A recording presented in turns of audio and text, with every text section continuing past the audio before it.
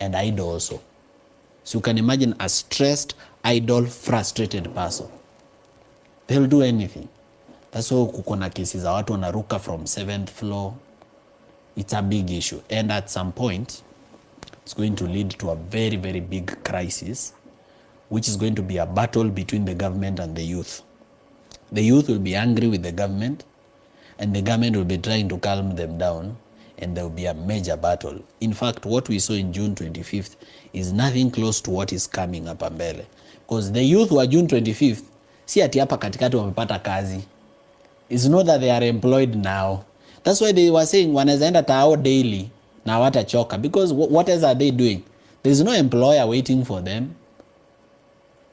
So those youth bado hawajapata job. Najua hawajapata, there's gonna be problems in the coming days. So uwezi sema kuwapea kazi ya kuclean Nairobi River for 3 weeks, uwapatie some stipend ni kazi. That's not a permanent job.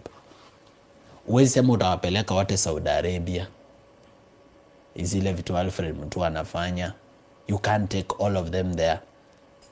Hawa watu wana graduate karibu 1,000,000 from universities, technical institutes, vocational institutes, all colleges. Watu karibu 1,000,000 every year. And you are only taking people to Saudi Arabia 50,000 in a year.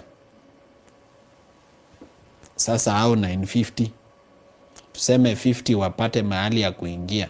Maybe their parents' businesses, ama ukulima, ama nini, ama self-employment. Hao 900 umebaki nao. Right now ukienda mitaa imejaa mchana. Go to Kasarani, Season, Santon, nini.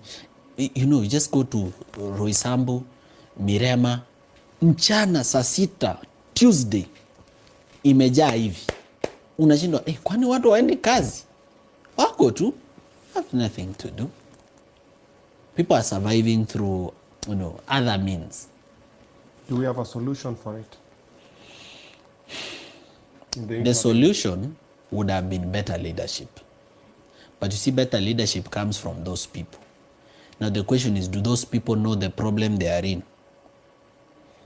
Because unaona hao watu kama wangekuwa wanajua ile shida wako, wangekuwa wanajua dawa ya hiyo shida, na wangekuwa wamebadilisha from bad leadership to better. Lakini kwa sababu bado hawajui, okay, they are frustrated, they are angry, which is a genuine emotion, but they don't know why or who or what. Okay. So because hawana hiyo ka understanding or how, hata wakienda kwa debe leo unapata labda wanatoa Ruto wanaweka